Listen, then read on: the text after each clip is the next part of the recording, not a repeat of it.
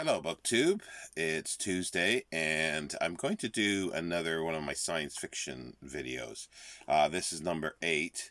I wasn't going to do one today because last week I did the analog slash astounding magazines that I received in the post by one of you, one of my viewers. So again, thank you very much. I've been perusing those and really enjoying them. So again, thank you.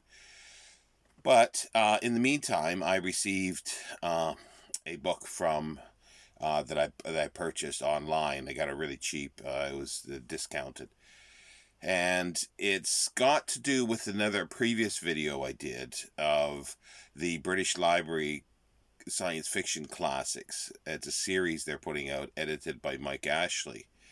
I have, I think, about 12 of the books, and there's 15, 16, or 17 that have currently been published.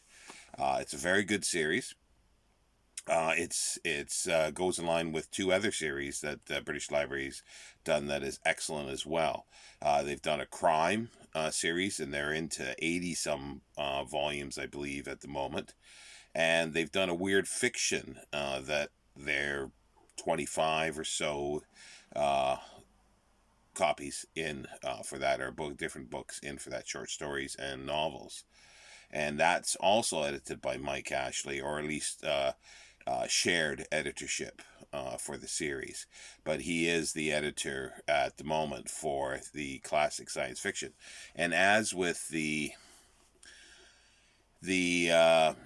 crime fiction, excuse me, the editor put out a book saying 100 best or 100 classic crime fiction, and Mike Ashley has done similarly with the science fiction, the classic science fiction.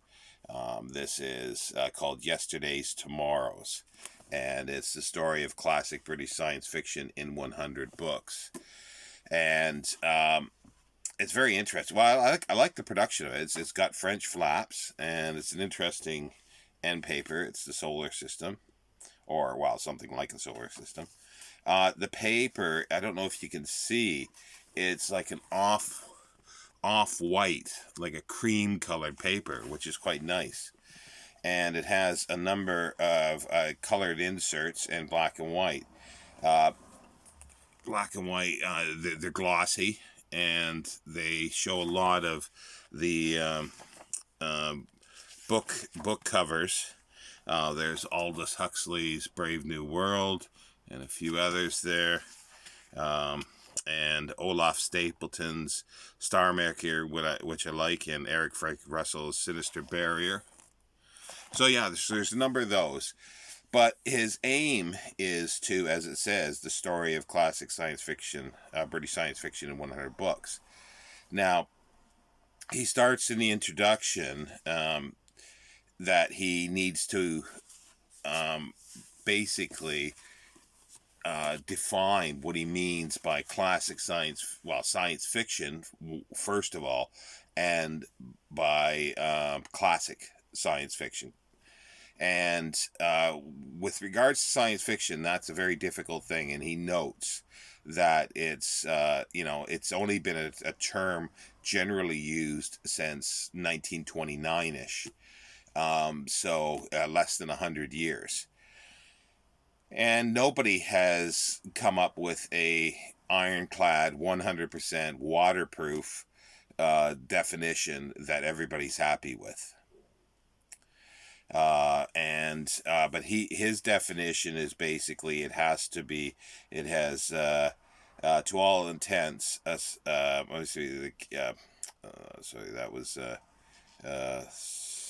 something else. But yeah, he basically, it has to have a scientific element, and it has to where it says here, crucially, the science must seem feasible and possible, even if it stretches credulity. If it is impossible, then it is not science fiction but fantasy. I should perhaps qualify that by saying it had to be seen possible at the time of writing. There is much that once seemed possible but which we now believe impossible, such as traveling beyond the speed of light. But that does not stop us using the possibility alongside some scientific gobbledygook to rationalize it. So that's his definition of it. That's where he starts from, and he starts from what he considers, because of that definition, H.G. Wells as the first basically British science fiction writer. He talks about other he calls it proto science fiction, but it doesn't quite fit into to his definition of science fiction. And the other proto science fiction books, he classes like The Conciliator at 1705 by Daniel Defoe, Gulliver's Travels 1726 by Jonathan Swift, The Life and Adventures of Peter Wilkins 1751 Robert Palchuk, and similarly Fantastic Voyages Before We Come at Length to Saint Leon 1799 by William Godwin. But he also says, like you could, some people have went as far back as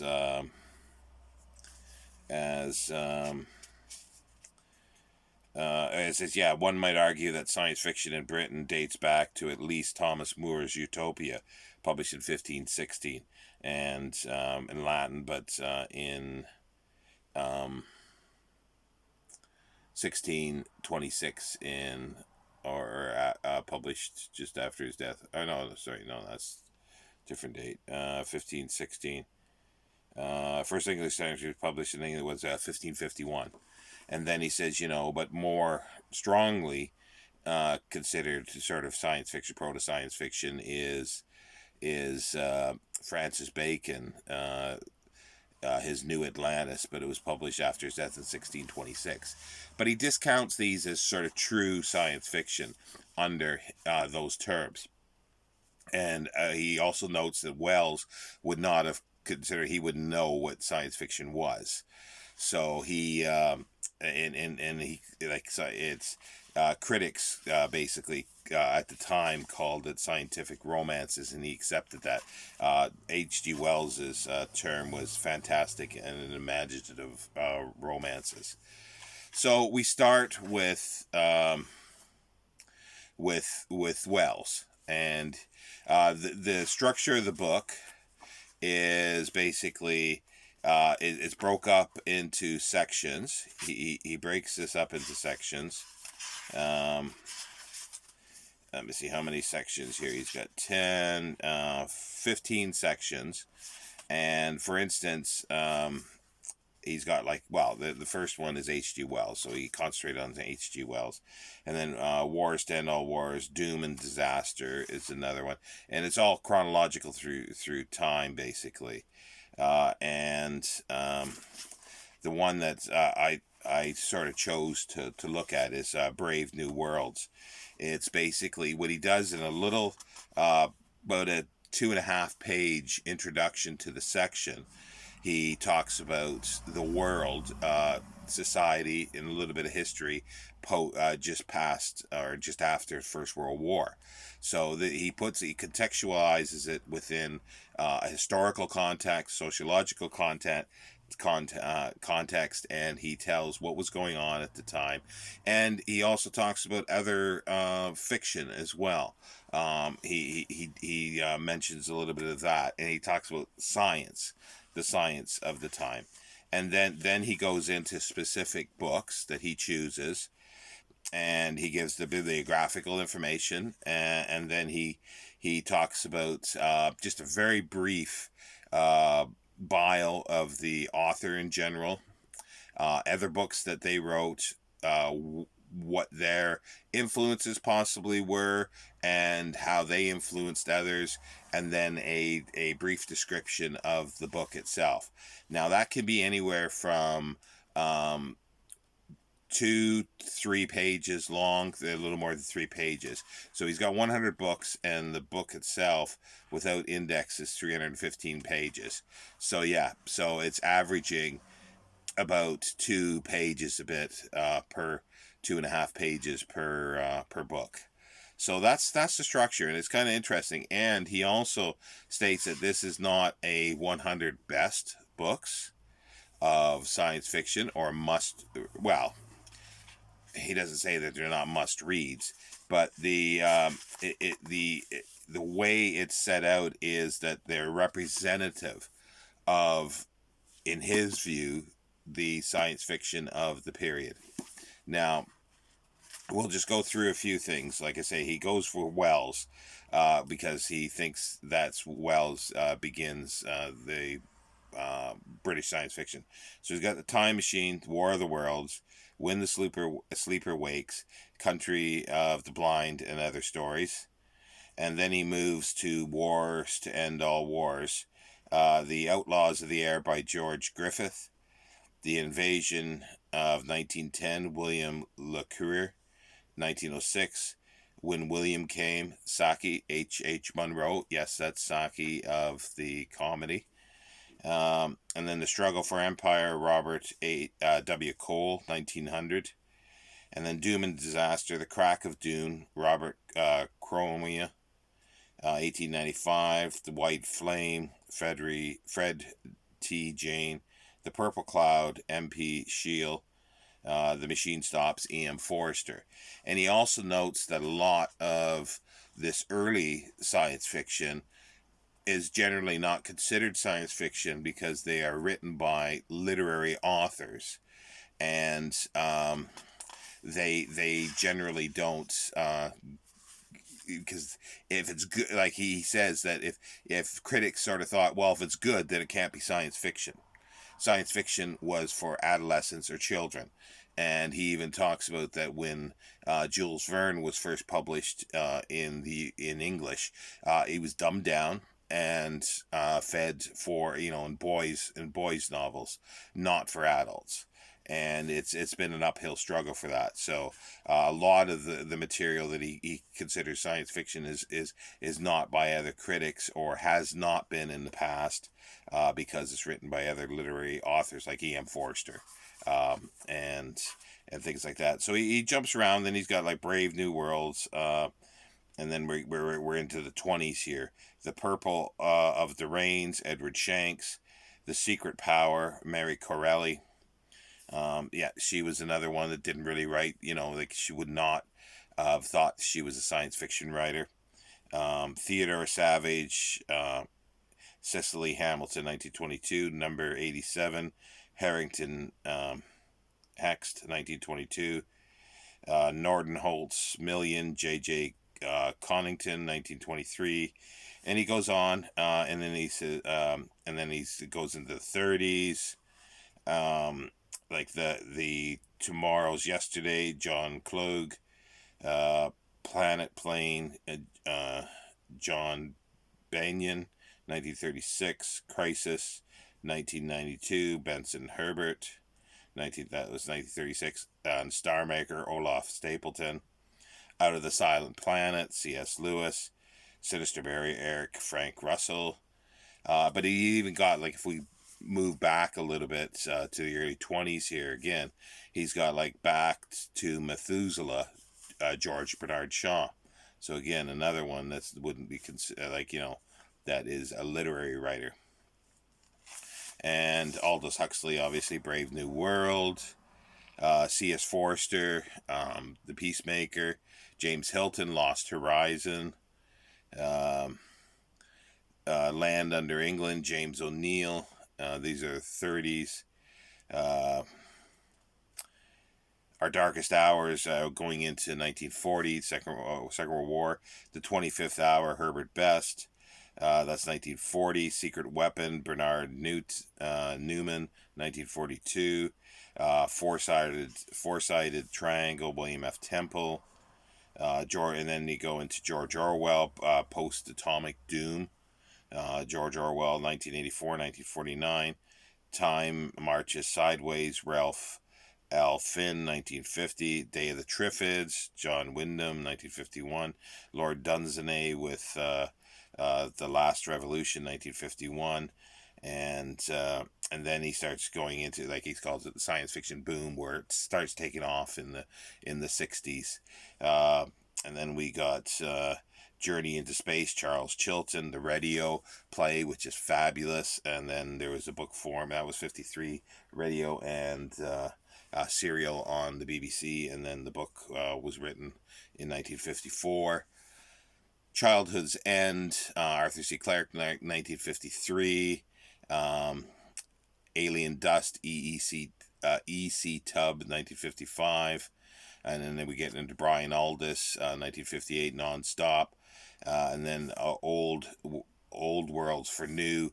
We get into the 60s, and he ends basically the classic period with mid-60s. Because that's when sort of the new wave of science fiction came in. A big proponent of that was Michael Moorcock when he took over the editorship of New Worlds here in the UK, and he sort of dumped all the old stable of authors and got in new ones like Brian Aldiss, who had been writing a little bit, but it's sort of like the way Mike Ashley talked. Well, the way he explains it is, it's like the new wave sort of grabbed science fiction by the scruff of the neck and shook it and made changes. It affected the whole genre of science fiction. So there was a definite change. So it's mid-60s that about 64 to 66 is the period where the change was happening, and then after that there was a before, like the after is after 1966 and the before is before 64. And then we got Michael Moorcock, he's got in here as well, 1965, The Sondered Worlds. It's going to be a fascinating book. Obviously, I haven't read it all, but I've been perusing it and looking at titles and authors. I would say I've read, if push to shove, I might have read 50% of these, so 50 of them. So there's a lot in here I have not read. Which is really cool, which is really good. And I'm going to peruse it and see if, I don't know if any of the stuff it can be found. That's going to be the difficult part, is to see if I can find the material to read. But Mike Ashley is a good commentator on things. He's written dozens of books and edited dozens upon dozens. You may not sort of recognize his name so readily, but you've probably seen his mammoth book of Arthurian stories, mammoth book of Sherlock Holmes, mammoth book of ghost stories, mammoth book of haunted houses, mammoth book of, you name it, death, you name a subject, and it's sort of been he's edited a collection of short stories that are representative and written introductions on it. So he's very prolific, and I'm always curious to see what he's up to. I obviously haven't read all his mammoth books. Some of them I'm not quite interested in, but I am interested in his commentaries on things, and that's why when I knew this set was coming out, or he was working on this series, I definitely wanted to get him. So I did in 2019, I think, I bought all that there were from the British Library website when they had a sale of, I think, you buy two, you get one free. So I bought those, and then there was an odd one out, so I got a ghost story one for the weird collection. But yeah, so this is this installment of science fiction. This is Yesterday's Tomorrow, the story of classic British science fiction in 100 books by Mike Ashley. It's a little larger in size than the other ones. I should have had one of those. The other ones come to sort of like this, so it's a little bigger. It's a little bigger format than the normal ones. The novel, or the collections and the novels that they've put out. So but yeah, and then I'll be back next week with another installment. And take care, BookTube, and enjoy your reading.